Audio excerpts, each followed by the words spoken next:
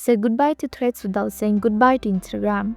Learn how to remove it in just a few steps.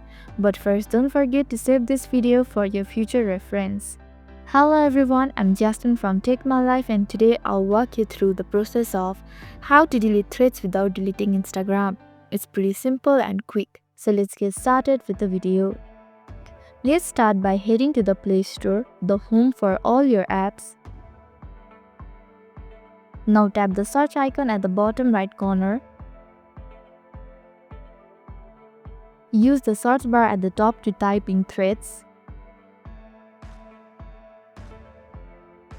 Tap Search and locate the Threads app in the result. This is the crucial step, so don't skip this video. On the app page, tap the Uninstall button.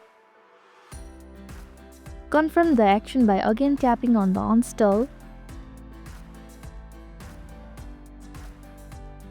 And just like that, it's gone from your device. So this is how to delete Threads without deleting Instagram.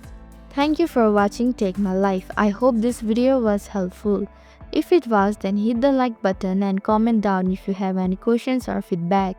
Also, if you are new to our channel, please subscribe and hit the bell icon so that you don't miss our upcoming videos.